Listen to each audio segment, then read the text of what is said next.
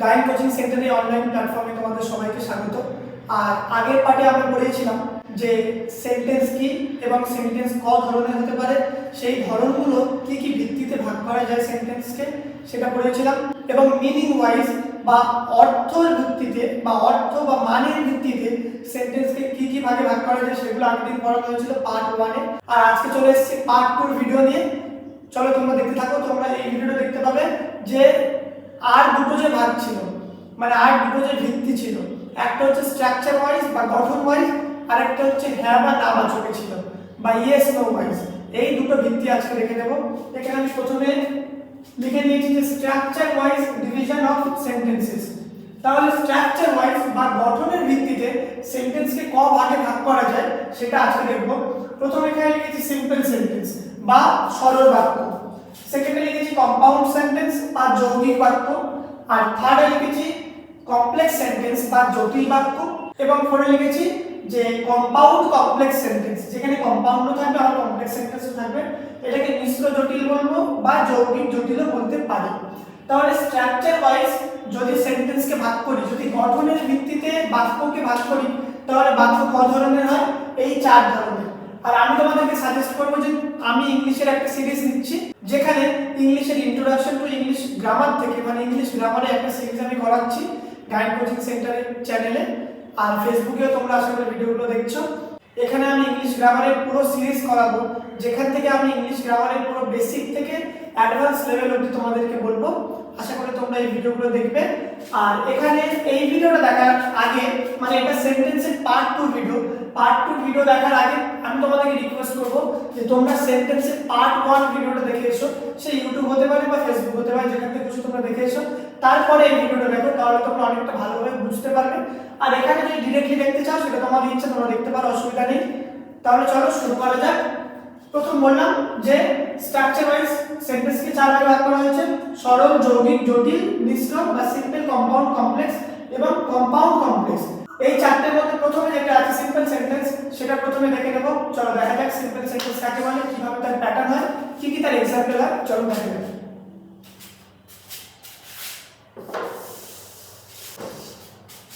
তাহলে এখানে আমি বাকিগুলো মুছে দিলাম এবং লিখে রেখেছি সিম্পল সেন্টেন্স বা সরল বাক্য কাকে বলে।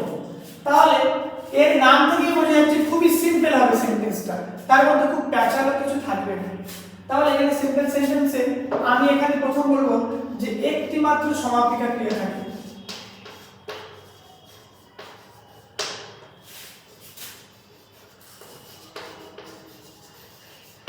সমাপিকা ক্রিয়া থাকে।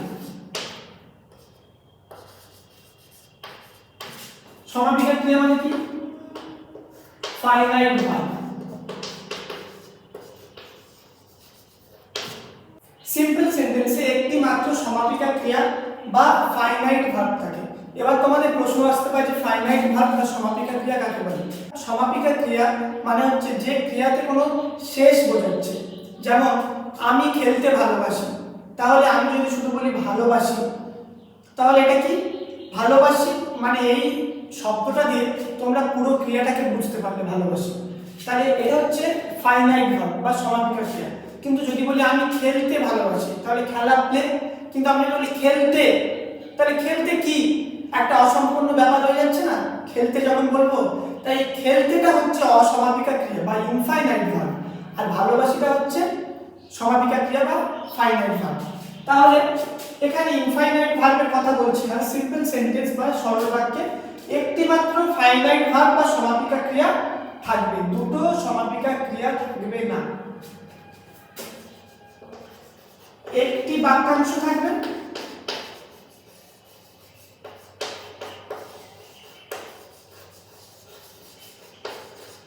মানে এখানে দুটো সেন্টেন্স থাকবে না, একটি বাক্য থাকবে। এই বাক্যাংশটাকে আমরা ক্লজ বলি। ক্লজ মানে বাক্যাংশ, বাক্যের অনেক অংশ থাকে। আমি যদি বলি আমি স্কুলে গিয়েছিলাম এবং বাড়ি ফিরে এসেছিলাম, তাহলে আমি স্কুলে গিয়েছিলাম এবং বাড়ি ফিরে এসেছিলাম, তাহলে এখানে কিন্তু দুটো বাক্য আছে। এইরকম বাক্য হলে হবে না। আমি স্কুলে গিয়েছিলাম শুধু নয় একটা হবে, আর নয় আমি বাড়ি ফিরে এসেছিলাম নয় একটা বাক্য হবে। তাহলে এখানে একটি বাক্যাংশ থাকবে এই সিম্পল সেন্টেন্সের মধ্যে। তাই সিম্পল সেন্টেন্সে একটি মাত্র বাক্যাংশ থাকবে এবং একটি মাত্র সমাপিকা ক্রিয়া থাকবে। এবার এখানে আমি যে বললাম একটি বাক্যাংশ থাকবে এবং একটি বাক্য থাকবে, সেই বাক্যাংশটি কেমন হতে হবে? স্বাধীন হতে হবে, স্বাধীন ও সাধারণ হতে হবে, মানে যার মধ্যে কোনো ফ্যাক্টস থাকবে না এবং স্বাধীন হতে হবে, যে অন্য কারোর উপর ডিপেন্ডেন্ট নয়, যে অন্য কারোর উপর অবলম্বন করে নেই। তাহলে আমি যদি বলি আমি ফুল গাছ ভালোবাসি, তাহলে এটা কি হচ্ছে? একটা স্বাধীন বাক্য। আমি অন্য কিছু না ভাবলেও যদি এই বাক্যটা শুধু তোমাদের সামনে বলি, তাহলে তোমরা বুঝে যাবে যে শুধু এই বাক্যটাই বলতে চাইছে। আমি একদমই বলতে চাচ্ছি না যে আমি ফুল বাগান ভালোবাসি, টব ভালোবাসি, আরো অনেক গাছপালা ভালোবাসি, সেগুলো আমি বলতে চাইনি। আমি শুধু স্বাধীন বাক্য বললাম কি আমি ফুল গাছ ভালোবাসি। তাহলে এটা হচ্ছে সরল বাক্য। চলো কিছু উদাহরণ দিয়ে দেখা যাক যে সরল বাক্য কিভাবে হয়। তাহলে সাধারণ হতে হবে আর স্বাধীন হতে হবে, একটি মাত্র সমাপিত ক্রিয়া থাকতে হবে আর একটি মাত্র বাক্যাংশ থাকতে হবে। চলো এবার উদাহরণ দেখি। I love to watch movie, আমি ছবি দেখতে ভালোবাসি বা আমি সিনেমা দেখতে ভালোবাসি। I love to watch movie। তাহলে কি বললাম? I love to watch movie। তাহলে এখানে যদি প্যাটার্ন আমি দেখি, কি প্যাটার্ন ফলো করছে? Simple sentence. তাহলে দেখতে পাবো I মানে সাবজেক্ট, লাভ মানে ফাইনাইট ভার্ব, ভালোবাসি ফাইনাইট ভার্ব, টু ওয়াচ এটা কিন্তু ইনফাইনাইট ভার্ব, এটা এক্সট্রা, তাহলে এটা আমি অবজেক্টে রাখবো। তাহলে subject plus finite verb plus object. তাহলে যদি এই প্যাটার্ন ফলো করি তাহলে আমি সিম্পল সেন্টেন্স পাবো। আর এখানে দেখো একটা মাত্র কিন্তু ফাইনাইট ভার্ব আছে, এখানে দুটো ফাইনাইট ভার্ব নেই। তাহলে আরেকটা যদি লিখি আই লাভ মাই কান্ট্রি, তাহলে এখানে কি আছে? আই মানে সাবজেক্ট, ফাইনাইট ভার্ব, লাভ, ভার্ব হচ্ছে লাভ মানে ফাইনাইট ভার্ব হচ্ছে লাভ, আর অবজেক্ট কি? কাকে ভালোবাসি? My country. তাহলে ভার্বকে যখন প্রশ্ন করব তখন আমি অবজেক্ট পাবো। আগে ভিডিওতে বলেছি, আবারও বলছি। তাহলে ভার্ব হচ্ছে ভালোবাসি, কাকে ভালোবাসি? My country. তাহলে মাই কান্ট্রিটাই হচ্ছে অবজেক্ট, এটা হচ্ছে ফাইনাইট ভার্ব। তাহলে আশা করি তোমরা সিম্পল সেন্টেন্স বুঝতে পারলে। সিম্পল সেন্টেন্স যেমন নাম তেমনই খুব সোজা, ছোট্ট একটা সেন্টেন্স হবে যেটা একটি স্বাধীন বাক্য হবে এবং কিছু মিনিং বোঝাবে এবং যার মধ্যে বেশি ট্যাক্স থাকবে না, আর যেটা ফাইনাইট ভার্ব একটি মাত্রই হবে। যে সেন্টেন্সে ফাইনাইট ভার্ব বা সমাপিকা ক্রিয়া একটি মাত্র থাকে সেটা হবে সিম্পল সেন্টেন্স। আশা করি বুঝতে পেরেছো। এবার আমরা বুঝবো কম্পাউন্ড সেন্টেন্স বা যৌগিক বাক্য কাকে বলে। তাহলে এখানে লিখেছি কম্পাউন্ড সেন্টেন্স বা যৌগিক বাক্য। এবার শিখবো যৌগিক বাক্য কাকে বলে। দেখো আমরা শিখলাম স্বাধীন বা সরল বাক্য শিখলাম। এবার যৌগিক বাক্য হচ্ছে দুটো স্বাধীন বা নিরপেক্ষ বাক্য। আমি সংজ্ঞাটা আগে বলে নিচ্ছি, তারপর আমি এখানে এক্সপ্লেন করে তোমাদের বোঝাবো। তোমরা চাইলে খাতায় সংজ্ঞাটা লিখে নিতে পারো, একটু পজ করে ভিডিওটা। যদি দুটি সরল বা নিরপেক্ষ বাক্য কোনো সংযোজক অব্যয় দ্বারা যুক্ত হয় তখন সেটাকে বলবো আমরা যৌগিক বাক্য। মানে কি বললাম? দুটি সরল বাক্য হতে হবে বা স্বাধীন বা নিরপেক্ষ বাক্য। দুটি সরল বাক্য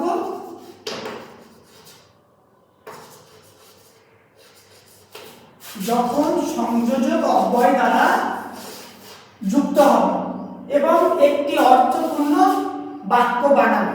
মানে কি হলো? দুটো সরল বাক্য একটা সংযোজক অব্যয় দিয়ে দুটো যুক্ত হবে, তাহলে এটাকে আমি বলবো কনজাংশন। মানে সংযোজক অব্যয়, এটা নিয়ে পরে আবার কথা বলবো। পার্টস অফ স্পিচ যখন পড়াবো তোমাদেরকে তখন কনজাংশন নিয়ে আবার কথা বলবো। তাহলে দুটো সরল বাক্য বা নিরপেক্ষ বাক্য বা স্বাধীন বাক্য যখন একটি সংযোজক অব্যয় দিয়ে যুক্ত হয়ে নতুন একটি বাক্য বানাবে তখন সেটাকে বলবো আমরা কম্পাউন্ড সেন্টেন্স বা যৌগিক বাক্য। তাহলে এই কনজাংশনটা শুধু কনজাংশন নয়, এর একটা নাম আছে, এটা হচ্ছে coordinating conjunction. Coordinating conjunction, coordinate করা মানে সাহায্য করা। তাহলে কোঅর্ডিনেটিং কনজাংশন, যে কনজাংশনটা দুটো বাক্যকে জুড়তে সাহায্য করছে সেটা হচ্ছে কোঅর্ডিনেটিং কনজাংশন। তাহলে দুটো সরল বাক্যের মাঝে একটা কোঅর্ডিনেটিং কনজাংশন বসবে, বসে কম্পাউন্ড সেন্টেন্স বানাবে। একটা এক্সাম্পল আমি দেখি।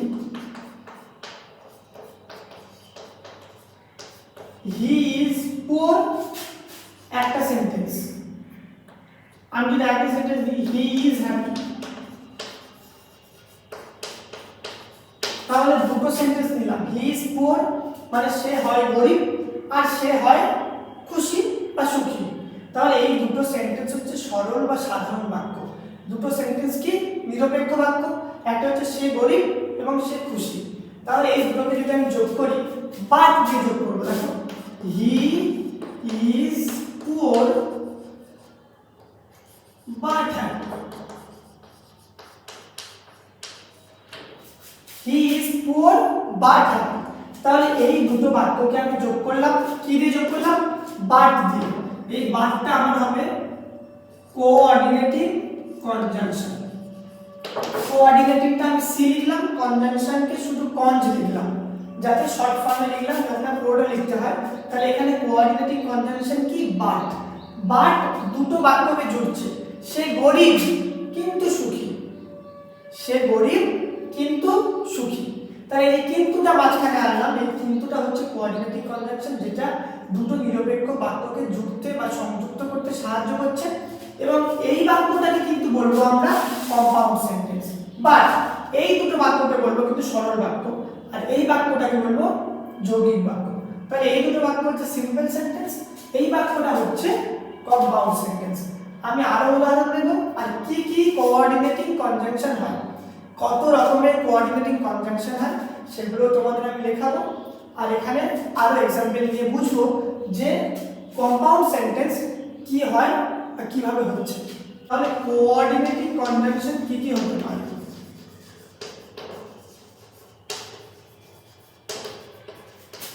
কোঅর্ডিনেটিং কনজাংশন অনেক কিছু হতে পারে, অনেক আছে, সেগুলো পুরোটা বলা সম্ভব না একটা ভিডিওতে। যদি কোঅর্ডিনেটিং কনজাংশন নিয়ে একটা ভিডিও চাও তাহলে সেই একটা ভিডিও হতে পারে, পুরো এই শুধু কোঅর্ডিনেটিং কনজাংশন নিয়ে ভিডিও হতে পারে, এবং সেই ভিডিওতে আমি বোঝাতে পারি যে প্রত্যেকটা কোঅর্ডিনেটিং কনজাংশন কিভাবে কম্পাউন্ড সেন্টেন্স করতে সাহায্য করছে। দেখো, এখানে নট হবে, এখানে নট হবে, ফর হবে, অলসো হবে, বাট হবে, হাউএভার হবে,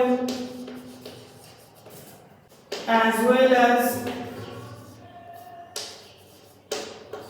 however বলেছি, neither nor, either or, আরো অনেক আছে, সব কিছু বললাম না। দেখো, আমি আরেকটা সেন্টেন্স বলছি, স্টাডি রেগুলারলি মানে নিয়মিত পড়াশোনা করো। Either you will fail in exam. নিয়মিত পড়াশোনা করা একটা সেন্টেন্স, যে স্টাডি রেগুলারলি, নিয়মিত পড়াশোনা করা একটা সেন্টেন্স, এটা একটা নিরপেক্ষ বাক্য। আরেকটা নিরপেক্ষ বাক্য হচ্ছে you will fail in exam, তুমি এক্সামে ফেল করবে, এটা একটা নিরপেক্ষ বাক্য। দুটোকে জুড়ছি কি? আইদার দিয়ে। তাহলে তুমি রেগুলারলি পড়াশোনা করো, অথবা তুমি পরীক্ষাতে ফেল করবে। তাহলে তুমি রেগুলারলি পড়াশোনা করো, নয়তো তুমি পরীক্ষাতে ফেল করবে, এই বাক্যটার মানে দাঁড়াচ্ছে। তাহলে আইদার দিয়ে আমি কিন্তু এই দুটো বাক্যকে জুড়লাম এবং একটি নতুন বাক্য আমি বানালাম। তাহলে এটা হচ্ছে coordinating conjunction, either. Study regularly, either you will fail in exam. তাহলে আশা করছি তোমরা কম্পাউন্ড সেন্টেন্স বুঝেছো, কম্পাউন্ড সেন্টেন্স কিভাবে সাজাতে হয় সেটাও বুঝেছো। দুটো সরল বাক্যের মাঝখানে একটা কোঅর্ডিনেটিং কনজাংশন আনলেই কম্পাউন্ড সেন্টেন্স হয়ে যাবে। এবং তোমাদের আমি আরেকটা জিনিস বলে দিই, আমি বলেছিলাম সরল বাক্যতে যে একটি মাত্র সমাপিকা ক্রিয়া বা একটি মাত্র ইনফাইনাইট ভার্ব থাকে, কিন্তু এখানে আমি কিছু এখনো বলিনি। তাহলে এখানে আমি লিখতে পারি দুটি ফাইনাইট ভার্ব থাকে, দুটি বা অধিক ফাইনাইট ভার্ব থাকে। তাহলে স্টাডি মানে কি? পড়াশোনা করা। তাহলে এটা কি? একটা ভার্ব। স্টাডি হচ্ছে একটা ভার্ব। তাহলে এখানে একটা অলরেডি কিন্তু সমাপিকা ক্রিয়া বা ফাইনাইট ভার্ব আছে, স্টাডি। আরেকটা কি, you will fail in exam. তাহলে ফেল মানে কি, ফেল মানে অবতীর্ণ হওয়া, ফেল মানে অবতীর্ণ হওয়া।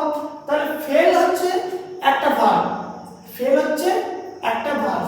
তাহলে এখানে এই 2 নাম্বার, এখানে 1 নাম্বার। তাহলে এটা একটা সমাপিকা ক্রিয়া বা ইনফাইনাইট ভার্ব, এটা দুটো সমাপিকা ক্রিয়া।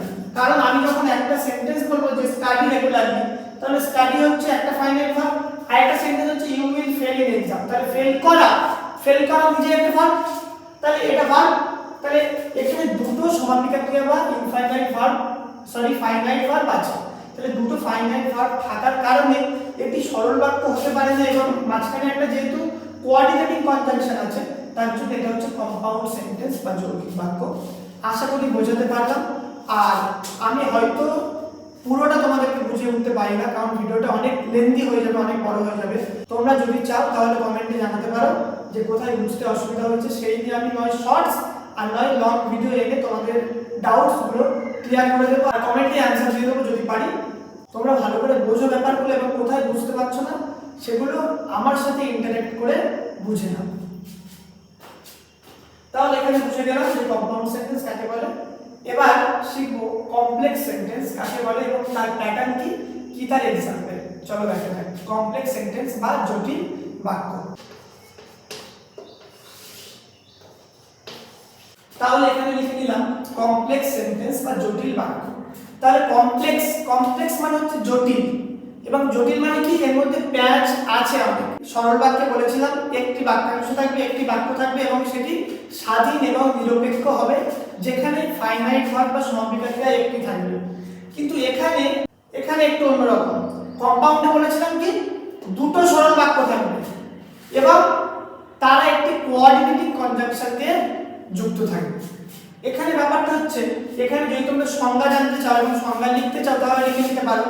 এখানে জটিল বাক্য হলো এমন বাক্য যেটিতে দুটি খণ্ড বা দুটি বাক্যাংশ থাকে এবং একটি অপরের উপরে অবলম্বন করে থাকে। তাহলে জটিল বাক্য কি, যেখানে দুটো বা তার অধিক বাক্য থাকবে এবং একটি প্রধান খণ্ড বা প্রধান বাক্যাংশের উপর অপরগুলো কি হবে, নির্ভর করে থাকবে বা অবলম্বন করে থাকবে। তাহলে তোমরা সিম্পল যদি বলতে চাও যে জটিল বাক্য হলো এমন বাক্য যে বাক্যে দুটি খণ্ড বা দুটি বাক্যাংশ থাকে এবং একটি অপরের উপর নির্ভর করে থাকে বা অবলম্বন করে থাকে। তাহলে এখানে কিন্তু দুটো বাক্য আছে বা তিনটে বাক্য আছে, এবং এখানে সবচেয়ে স্পেশালিটি হচ্ছে একটি বাক্য অন্য বাক্যের উপর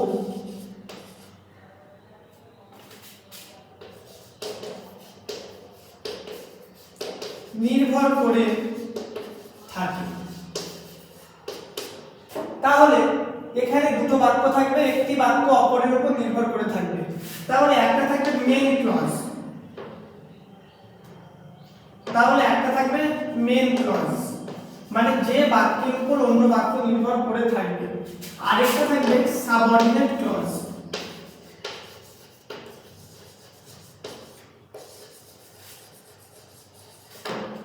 তাহলে দুটো বাক্য আছে এবং দুটো বাক্যকে যে জুড়ে রাখবে সে হচ্ছে এখানে সাবঅর্ডিনেটিং কনজাংশন। তাহলে এখানেও কিন্তু কনজাংশন আছে, এখানে কনজাংশন আছে, কিন্তু কম্পাউন্ড সেন্টেন্সে যেমন ছিল কোঅর্ডিনেটিং কনজাংশন, ওখানে দুটো বাক্য কিন্তু একে অপরের উপর নির্ভর করে ছিল না।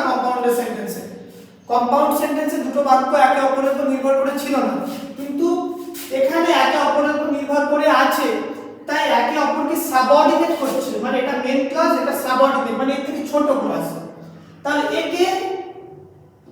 এর উপর নির্ভর করে কি আছে, সাবঅর্ডিনেট ক্লজ, কিন্তু ওখানে একে অপরের সঙ্গে জুড়ে আছে, তার জন্য ওটা ছিল কোঅর্ডিনেটিং কনজাংশন।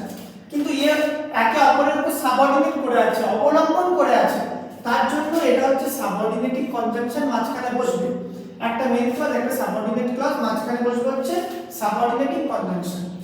চলো এবার কয়েকটা एग्जांपल দেখি। আমি আগের যে एग्जांपलটা দিচ্ছিলাম দেখো, if you study regularly, আগে যে एग्जांपल দিয়েছিলাম তার মতো করে দিচ্ছি, if you study regularly you will do well in the exam।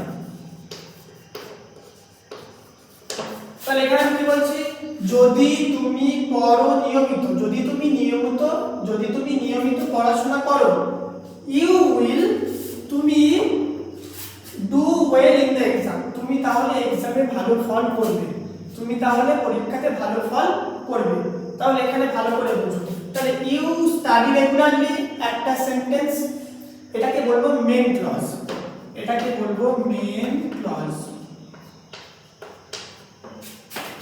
if you study regularly you will do well in the exam, তোমরা বলতে পারো এটা কম্পাউন্ড সেন্টেন্স, এটা কম্পাউন্ড সেন্টেন্স হতে পারে, কিন্তু এটা কম্পাউন্ড সেন্টেন্স কেন নয় সেটা বলি শোনো।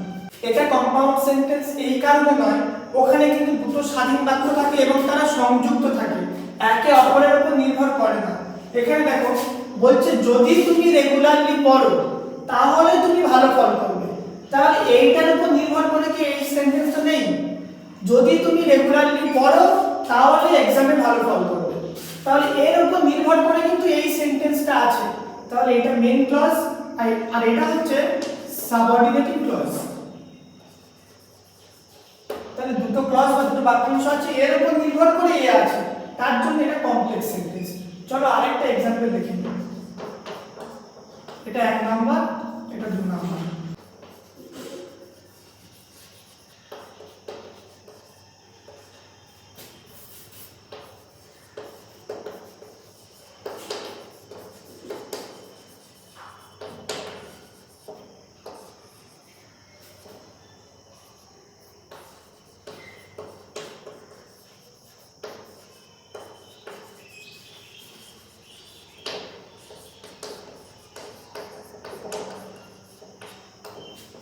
তাহলে এখানে আমি লিখলাম though he lives in America he can speaks Bengali fluently. Though he lives in America he can speaks Bengali fluently, মানে কি যদিও সে আমেরিকাতে থাকে সে বাংলা ফ্লুয়েন্টলি বলতে পারে। তাহলে যদিও সে আমেরিকায় থাকে তার মানে কি এর এই সেন্টেন্সটার উপরে এই সেন্টেন্সটা নির্ভর করছে। আমি কি বোঝাতে চাইছি, আমি শুধু বোঝাতে চাইছি এটা নয় যে ও আমেরিকায় থাকে এবং বাংলা ফ্লুয়েন্টলি বলে। আমি যদি বলি হি lives in America and speaks Bengali fluently, তাহলে এটা হবে কম্পাউন্ড সেন্টেন্স। কেন? মাঝখানে আমি অ্যান্ড আনলাম এবং দুটো স্বাধীন বাক্যকে জুড়ে দিলাম, হি lives in America and speaks Bengali fluently. তাহলে এখানে দুটো বাক্য আছে, একটা বাক্য হচ্ছে হি লিভস ইন আমেরিকা, সে আমেরিকায় থাকে, আর হি স্পিক্স বেঙ্গলি ফ্লুয়েন্টলি, সে বাংলা ঝরঝর করে বলতে পারে। তাহলে দুটোকে জুড়ে আমি কি বললাম, অ্যান্ড, মাঝখানে অ্যান্ড দিলাম এবং দিলাম, তাহলে আমার বাক্যটা কি হবে, সে আমেরিকায় থাকে এবং বাংলা ঝরঝর করে বলতে পারে। তাহলে এটা আমার হবে কম্পাউন্ড সেন্টেন্স। কিন্তু এখানে কমপ্লেক্স সেন্টেন্সে কি হচ্ছে, যদিও সে আমেরিকায় থাকে, দো হি লিভস ইন আমেরিকা মানে কি সে আমেরিকায় থাকে, মানে আমি এক্সপেক্ট করব বা সবাই এক্সপেক্ট করবে, সবাই আশা করবে কি না সে বাংলা বলতে পারে না, সে ইংলিশ বলতে পারে, বাংলা হয়তো একটু আধটু বলতে পারে। কিন্তু আমি তার পরের লাইনে কি বলছি, দো হি লিভস ইন আমেরিকা, যদিও সে আমেরিকাতে থাকে, he can speaks Bengali fluently, সে বাংলা জলের মতো বলতে পারে। তাহলে যদিও সে আমেরিকাতে থাকে সে বাংলা জলের মতো বলতে পারে। তাহলে এই বাক্যটা যখন আমি শুধু বলছিলাম সে বাংলা বলতে পারে, তার চেয়ে এটা কিন্তু বেশি চাপ দিয়ে বলছি। কি চাপ দিয়ে? যে সে আমেরিকা থাকা সত্ত্বেও কিন্তু বাংলা ভালো বলতে পারে। তাহলে দুটো বাক্য একে অপরের উপর নির্ভর আছে এখানে, তার জন্য এটাকে বলবো মেইন ক্লজ আর এটা হচ্ছে সাবঅর্ডিনেট ক্লজ। আশা করি তোমরা কমপ্লেক্স সেন্টেন্স ভালো করে বুঝেছো। আমি আরেকবার কমপ্লেক্স সেন্টেন্সটা ভালো করে রিপিট করে দিই। সেটা হচ্ছে কমপ্লেক্স সেন্টেন্সে দুটো বাক্য থাকে বা তার অধিকও থাকতে পারে, যেখানে একটি বাক্যের উপরে অপর বাক্যটি অবলম্বন করবে। তাহলে একটি প্রধান খণ্ড থাকবে, একটি অবলম্বিত খণ্ড থাকবে। প্রধান খণ্ডের উপরে বা মেইন ক্লজের উপরে সাবঅর্ডিনেট ক্লজ বা অবলম্বিত খণ্ড নির্ভর করবে এবং তারা যুক্ত থাকবে কিন্তু কোঅর্ডিনেটিং কনজাংশন দিয়ে নয়, সাবঅর্ডিনেটিং কনজাংশন দিয়ে যুক্ত থাকবে। যেহেতু সাবঅর্ডিনেটিং ক্লজ আছে তাই তারা যুক্ত থাকবে সাবঅর্ডিনেটিং কনজাংশন দিয়ে।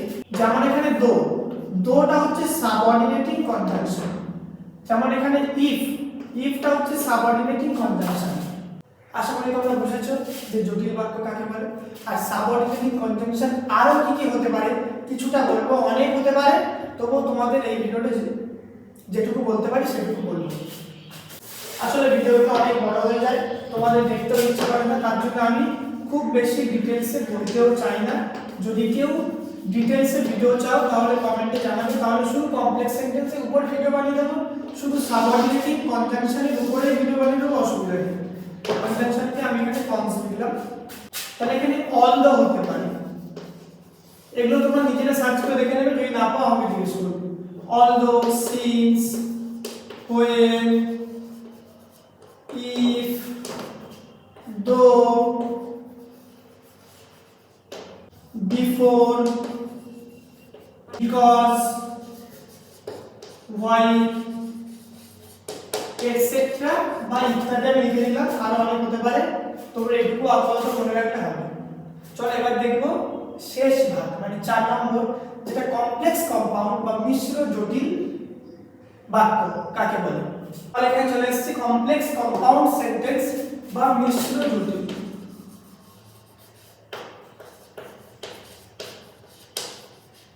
মিশ্র জটিল বাক্য।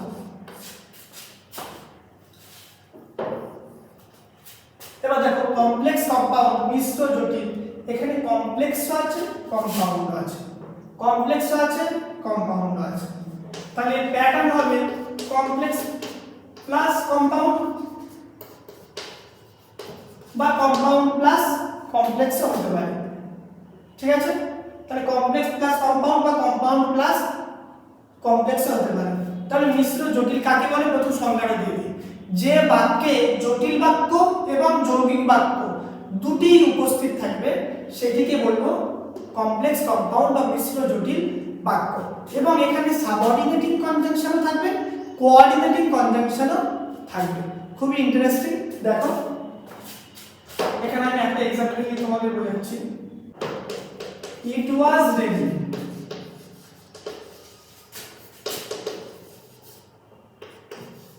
but we started playing because we were excited.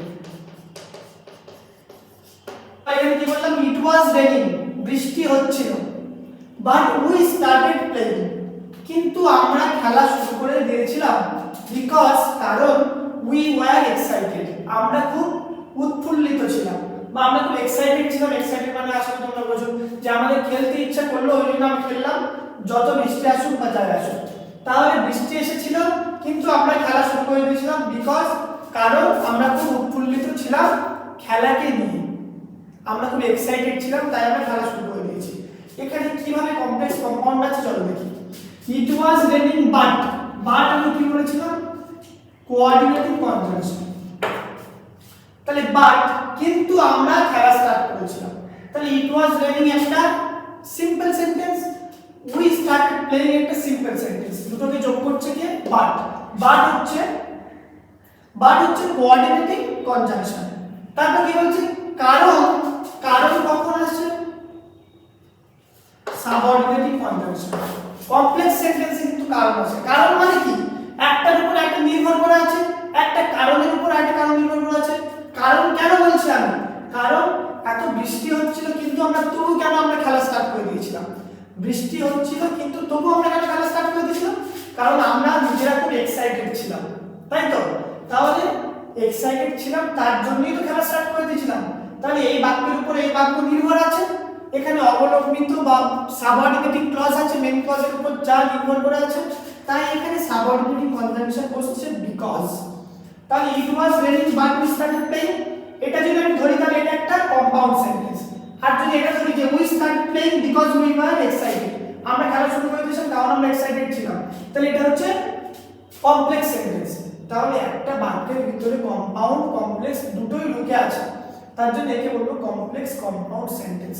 আরও বাক্য হয় কিন্তু অত ডিটেলসে বলবো না, তোমরা আশা করি বুঝতে পেরেছো। তোমরা নিজেরাও কমপ্লেক্স সেন্টেন্স বানাতে পারো, প্রথম বাংলায় বানাবে তারপরে ইংলিশে সেটা ট্রান্সলেট করবে, তাহলে শিখে যাবে। আশা করি তোমরা শিখতে পেরেছো কমপ্লেক্স কম্পাউন্ড সেন্টেন্স। চারটে ভাগ করলাম, simple sentence, compound sentence, complex sentence, complex compound sentence. তাহলে এবার আমরা চলে যাব ইয়েস নো। ইয়েস নো ভিত্তিতে কি কি ভাগ হতে পারে সেন্টেন্সে, এটা আমি বোঝালাম স্ট্রাকচার ওয়াইজ ভাগ। তাহলে এবার ইয়েস নো ওয়াইজ ভাগে চলে যাব।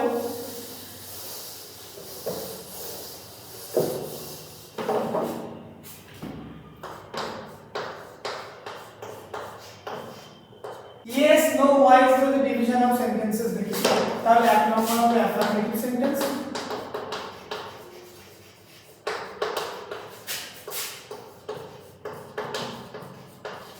দু নম্বর হচ্ছে নেগেটিভ সেন্টেন্স।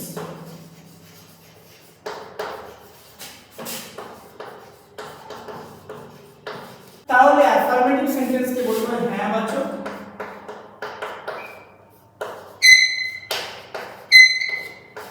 আর নেগেটিভ সেন্টেন্সকে বলবো না বাচক। সবটা প্রচুর আওয়াজ হচ্ছে। তাহলে অ্যাফার্মেটিভ সেন্টেন্স হচ্ছে হ্যাঁ বাচক, নেগেটিভ সেন্টেন্স হচ্ছে না বাচক। যে কোনো সেন্টেন্স অ্যাফার্মেটিভ হতে পারে, নেগেটিভ হতে পারে। আমি যেমন অ্যাসার্টিভ বললাম, ইম্পারেটিভ বললাম, তাহলে এগুলোর মধ্যেও নেগেটিভ অ্যাফার্মেটিভ হতেই পারে। আমি যদি বলি ক্লিন দ্য ব্ল্যাকবোর্ড,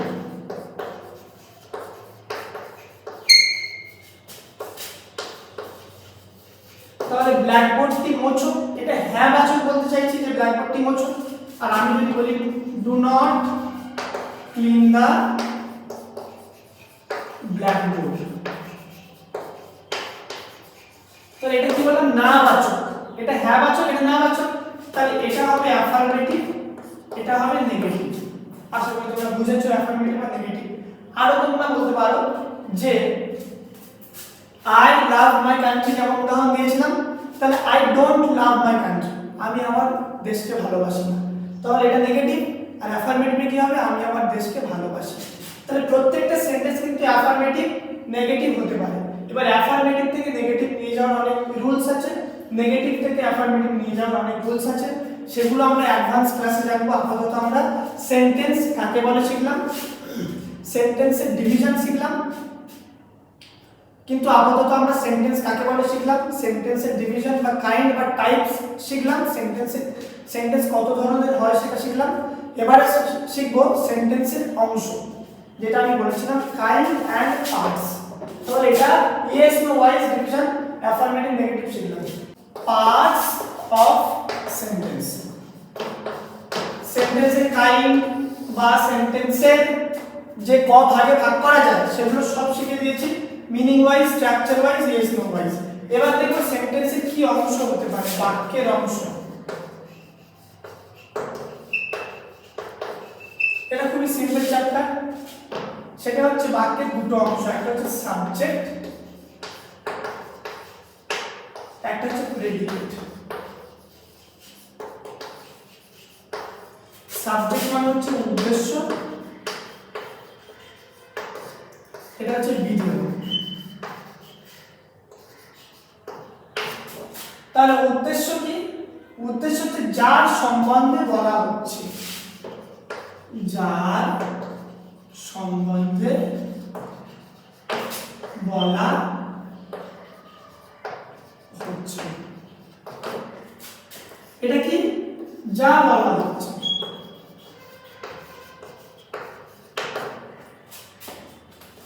আমি যদি বলি the man is standing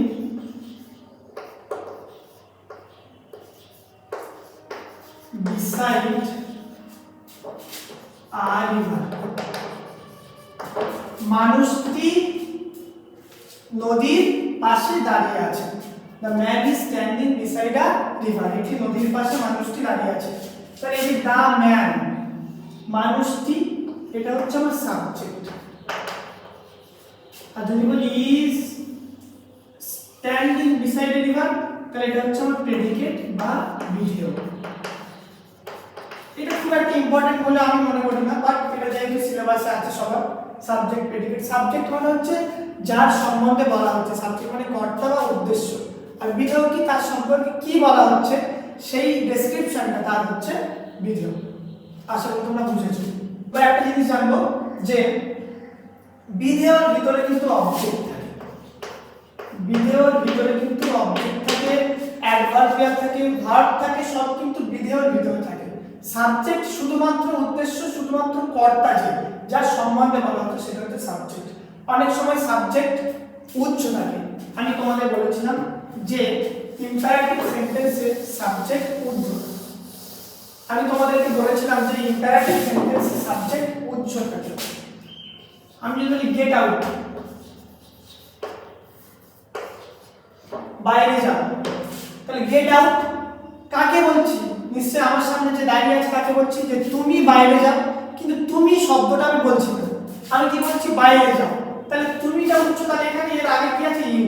তাহলে এই ইউটা হচ্ছে সাবজেক্ট। কোন জায়গায় যদি লেখা থাকে গেট ওভার, সরি, কোন জায়গায় যদি লেখা থাকে গেট আউট, তাহলে আমাকে বলতে হবে সাবজেক্ট হচ্ছে ইউ আর গেট আউট হচ্ছে প্রেডিকেট। আমি যদি লিখি দে প্লে ফুটবল, তাহলে প্লে ফুটবল হচ্ছে প্রেডিকেট, দে হচ্ছে সাবজেক্ট। যদি লিখি বার্ডস ফ্লাই, তাহলে বার্ডস পাখিরা হচ্ছে সাবজেক্ট, ফ্লাই হচ্ছে প্রেডিকেট। আশা করি তোমরা বুঝেছো সাবজেক্ট প্রেডিকেট কি। এখানেই আমাদের সেন্টেন্স শেখা কমপ্লিট। সেন্টেন্সের কাইন্ড শিখলাম বা সেন্টেন্স কত ধরনের হয় সেটা শিখলাম, এবং একটি সেন্টেন্সের মধ্যে কি কি অংশ থাকে সাবজেক্ট প্রেডিকেট সেটাও শিখলাম। আর যদি আমার বোঝানো তোমাদের ভালো লাগে, বা যদি আমাদের এই ইংলিশ যে সিরিজটা আমি করাচ্ছি পুরো বেসিক থেকে অ্যাডভান্স অবধি ইংলিশ গ্রামারের সিরিজ, এটা যদি ভালো লেগে থাকে তাহলে আমাদের সাপোর্ট করার জন্য বা আমাকে সাপোর্ট করার জন্য তোমরা চ্যানেলটাকে সাবস্ক্রাইব করতে পারো। যদি ইউটিউবে থাকো, চ্যানেলটাকে সাবস্ক্রাইব করতে পারো। যদি ফেসবুকে দেখো তাহলে আমাদের চ্যানেলটাকে ফলো করতে পারো বা আমাদের পেজটাকে ফলো করতে পারো, গায়ন কোচিং সেন্টার বলে। ইউটিউবেও আছে, ফেসবুকেও আছে। আর যদি ভালো লেগে থাকে ভিডিওটা তাহলে লাইক করে দিও। আজকের জন্য এইটুকু, ধন্যবাদ।